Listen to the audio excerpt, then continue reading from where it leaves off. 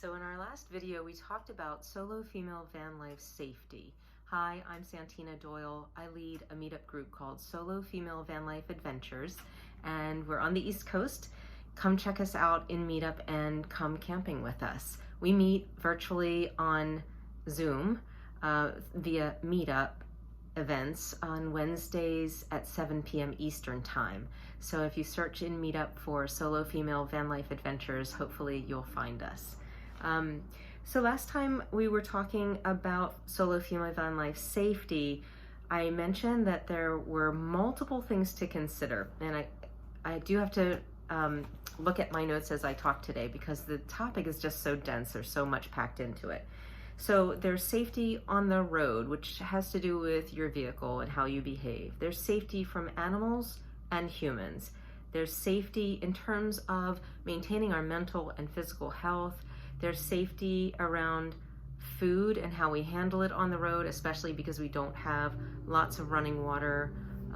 Perhaps cleanliness is a little bit more difficult to maintain on the road.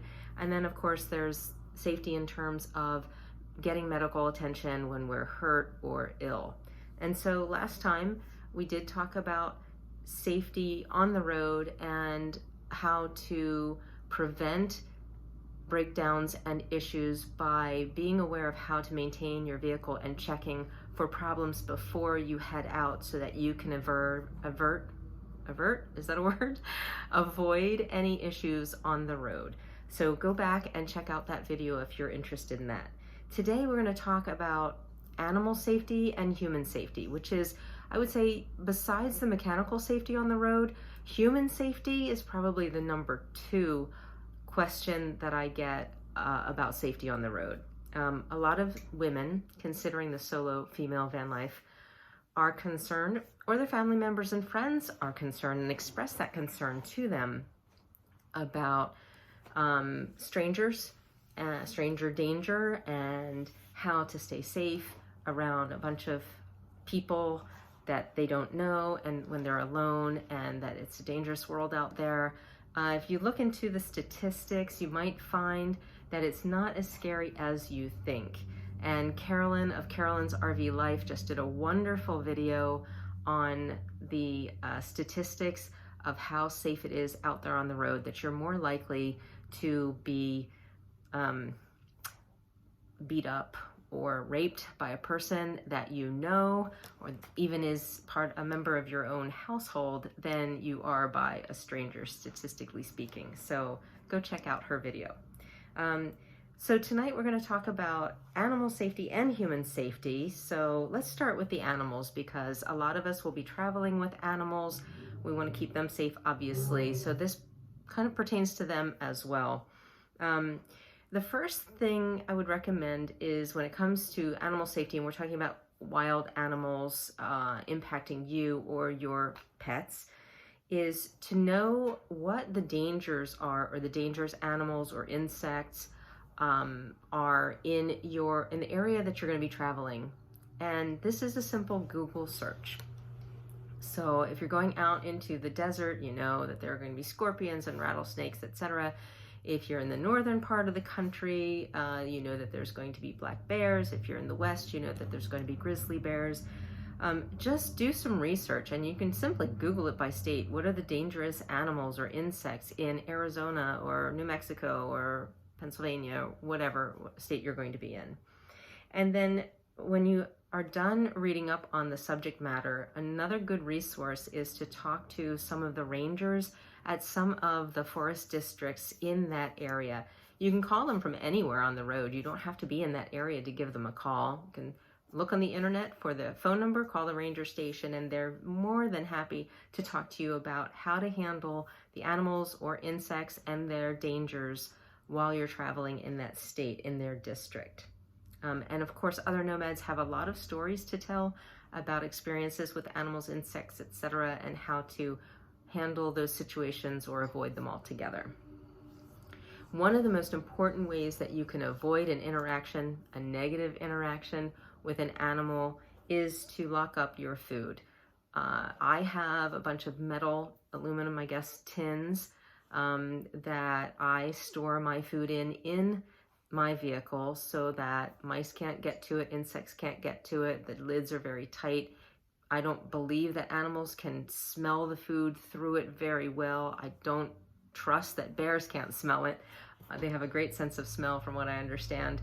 But that's another story. When you're in bear country, it's safest to keep the food hung up in a tree away from your vehicle, or to have bear cans and maybe there are bear boxes available to you that you can store your food in so that the bears are not attracted to your campsite or your dispersed camping area. And then I would say that if you do all the prevention that you can, but you still encounter an animal, whether it's a dog or a coyote or a bear or any other animal that you don't want to encounter, just be prepared with some bear spray. I carry a can of bear spray with me now on the East Coast, even though we don't have bears down here in Pennsylvania where I live, because I was on a trail in Delaware with a friend, and there was a woman who was walking her 2 dogs without leashes, and the dogs charged us. Now, we didn't know that the dogs weren't friendly. They turned out that they were friendly. One was a Rottweiler looking dog, and one was, of course, a pit bull looking dog. But when they charged us, my friend and I were really scared, and we were put on the defensive. And it turns out they just charged us and then barked at us a lot, and they were fine. If I'd had my bear spray with me at the time, which I didn't, it would have been useful because I could have sprayed them. It would have deterred them from charging us, and the bear spray would have worn off eventually, and there would have been no harm done. But perhaps the woman who was walking her dog without leashes would have gotten the message that it was inappropriate for her to have her dogs off leash in Delaware. It is illegal, and that was the consequence of her actions. So you can use bear spray on any animal. It shoots for 20 feet and it stings their eyes, and it is a deterrent. Obviously, you want to make sure where the wind is blowing so you don't blow it and it spray back in your face. But it is a good deterrent, I think, for an animal attack. And then probably the best deterrent is to make a lot of noise and to be with other people. But if you are walking alone, it's probably best to do it at daylight when you can see probably as good as the animal. If you're in the dark, then maybe the animal has the advantage over you in being able to see better. So I recommend that you just take some precautions, especially in areas that you're not familiar with, you don't know. Just be cautious, walk in the daylight, make a lot of noise while you're walking. They'll be scared away for the most part. And then if you're in a group, of course, you're not going to be that quiet anyway. So those are just some tips and tricks on how to deal with wild animals and prevent some of the, you'll hear about some situations that people were in where they were attacked or had a close call with an animal. They're probably fewer and farther between than you would think. And the media is hyping up those incidents, but they're so few and far between. I don't know anyone who's ever been attacked by a wild animal.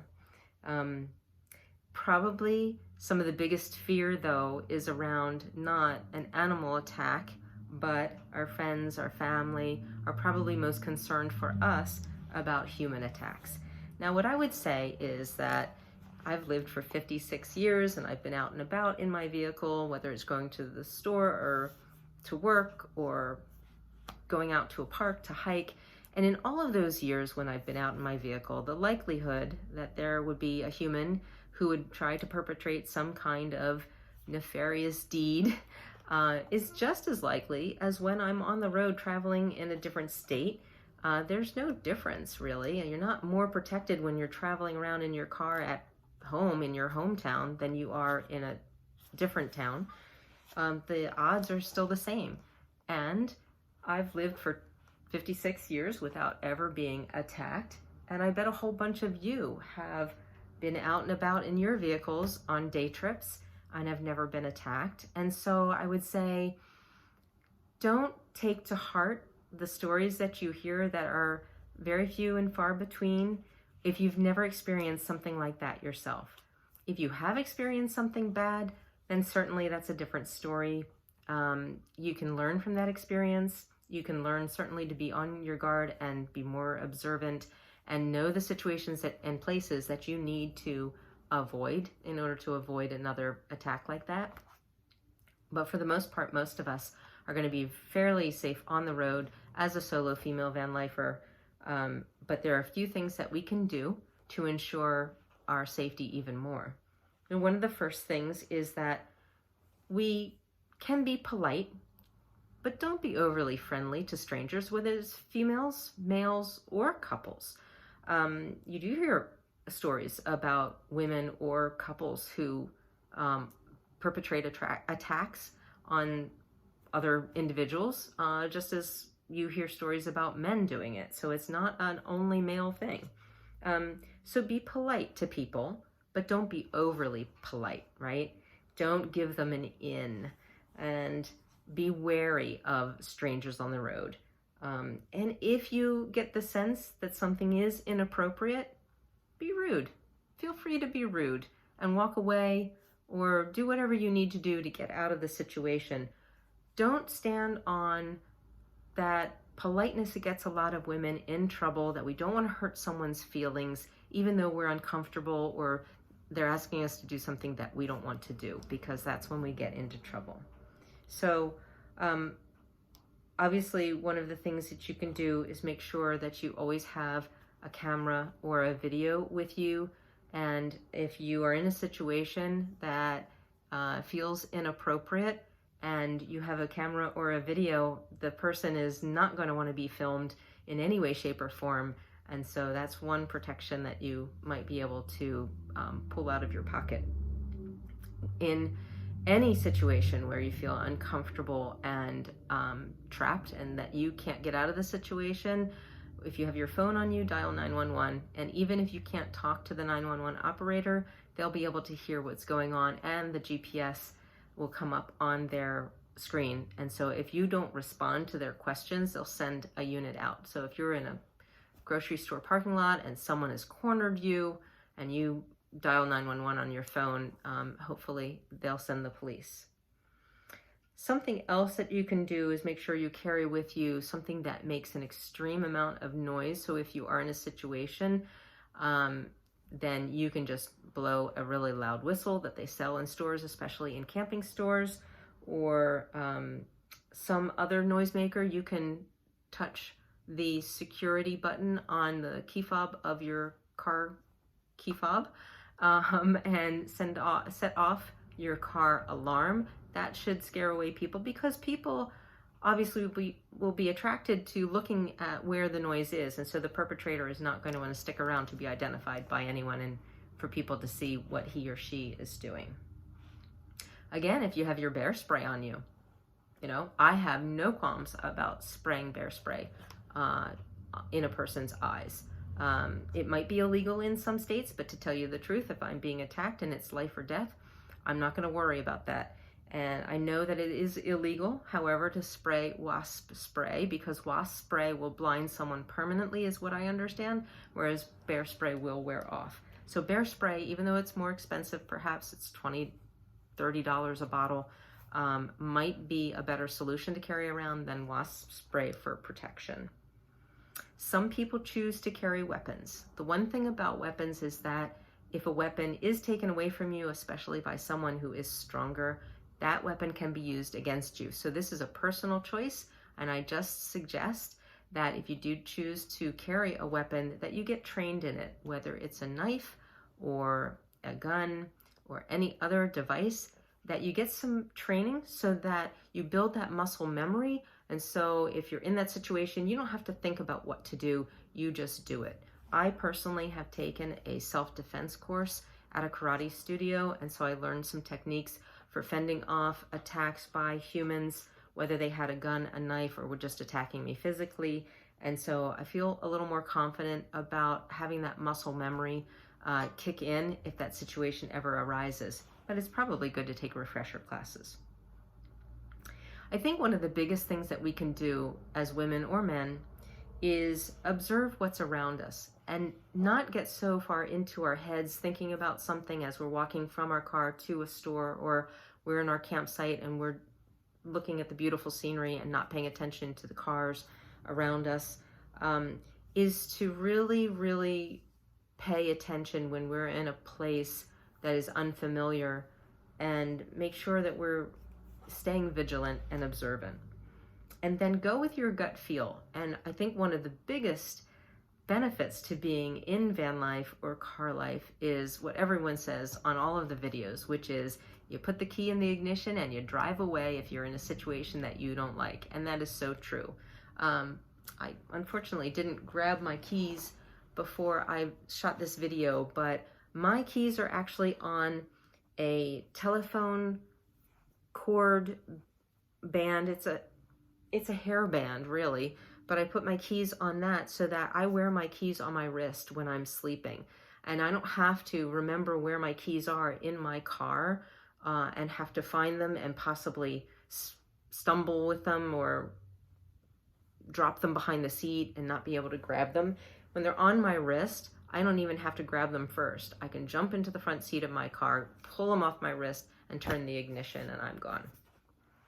So, in addition to all of these tips and tricks for animals and humans and the negative side of van life, perhaps, I would just suggest that if you do this planning in advance of how you would handle certain situations, if you do your research, know what you're getting into in different areas of the country, utilize other people's knowledge, listen to their stories, and adopt for yourself what feels good for you to protect yourself, and have possibly more than one plan as to how you would handle a situation.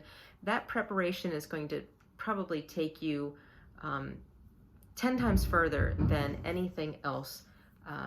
If you resolve in your mind what you're going to do, how you're going to do it in those situations, then that preparation is probably going to save you from those situations, especially if you are observant. And so my recommendation to you is to continue to watch videos on YouTube about solo female van life, preparations, and safety, and get yourself as prepared as possible for the road.